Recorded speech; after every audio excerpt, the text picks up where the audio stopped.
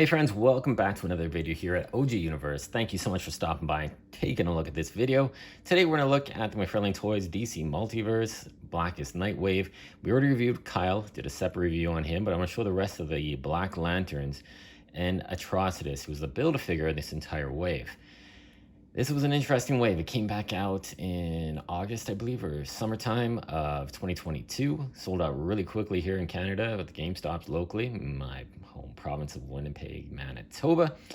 And yeah, these guys turned out really nice. Now, there are some remakes. These guys came out during the original Blackest Night comic wave from DC Collectibles at the time, DC Direct, and they are some really expensive figures. I wouldn't say better than these ones. Definitely, these are improvements. Those figures are pretty old, and we've seen a lot of improvements and enhancements in action figures, and Mcfarlane has been killing it with the DC Multiverse. But these figures in general are really, really special. The Zombie, Dead Lantern, Black Lantern figures are some of my favorite superheroes. And of course, you get this incredible Atrocitus Build-A-Figure. So let's take a quick look at Superman. Now, this Superman is a different version of Superman. It's not the Clark Kent that we know and love. This is from a different alternate dimension. As you can see, he's got a little headband thing going on. He's from the multiverse, and multiverse, hey, they do different things, but the overall stylization of this character is fantastic.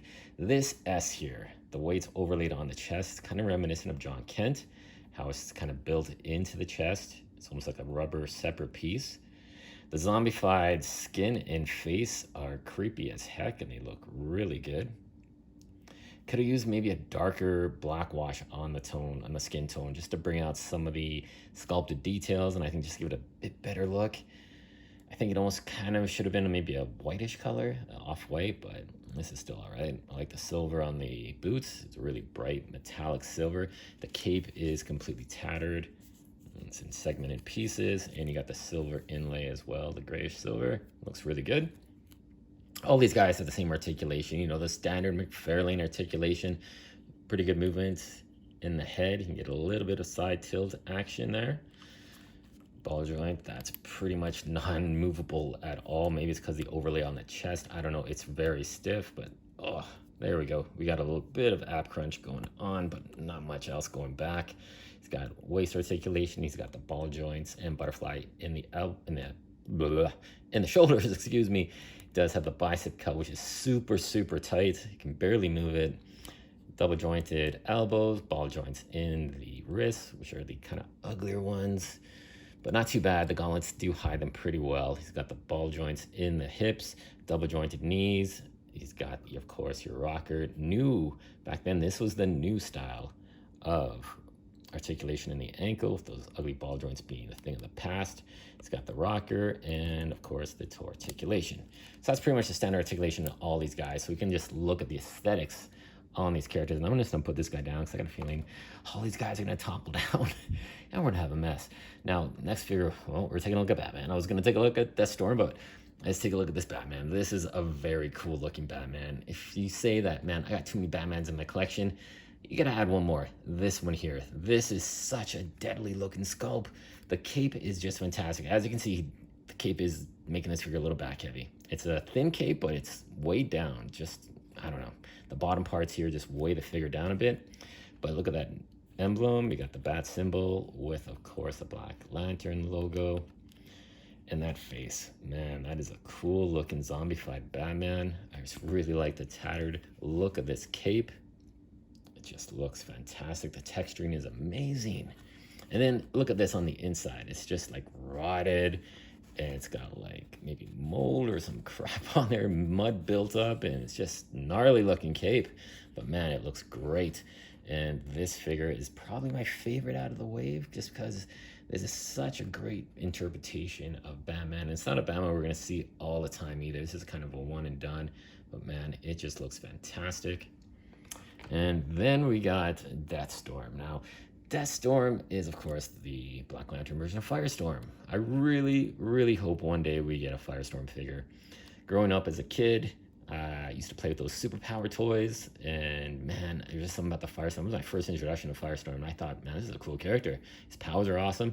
This guy does come with the silver lantern there from the Black Lanterns. The logo blazed on his chest, spreading out into his kind of like regular costume of Firestorm. So they kept a lot of these patterns, but of course this pattern here is pretty reminiscent to all the Black Lanterns. He does have, you know, these gnarly clawed hands to grab you and do horrible things to you. And then the shoulder pauldrons almost kind of feel like a rotted flesh. It's really cool and really good stylization. And then the head is, again, fantastic.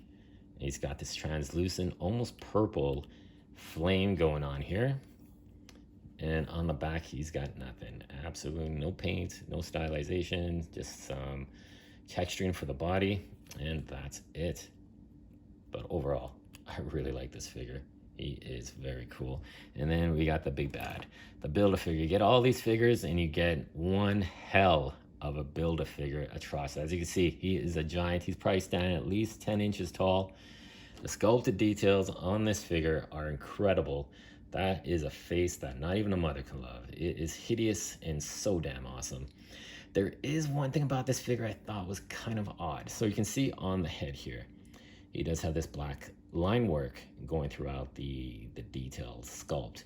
It's kind of like if you're a Gundam model builder, you'd be using a panel liner to bring out some of the accents and some definition to the panels in the armor plating. They almost did this with a figure, but they just didn't do it anywhere else. On the shoulder pauldrons, which have so much detail on, it is a softer material, which is really nice. It just plugs into the shoulders and it actually stays in place, which is good. The body texturing throughout the entire uniform, you can see all that texture. It just feels interesting. And the gauntlets as well, they do have a lot of texturing and perfect opportunity for panel lining. I'm thinking about doing it, but I don't know. This is a pretty special figure and I really don't want to mess around with it. It's not like I can go buy another one. Well, I could, but I just don't feel like it. It's pretty expensive. Its entire wave was about $30 each, if I remember. $31, hard to track down. And this is just such an amazing character. I would love to see more Green Lantern figures. More Green Lantern love in the DC Multiverse. We got a couple John Stewarts.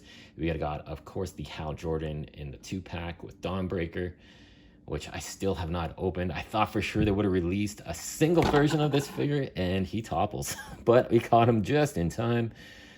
Yeah, he's a heavy big boy here, so we almost need double stands for this guy, but there we go.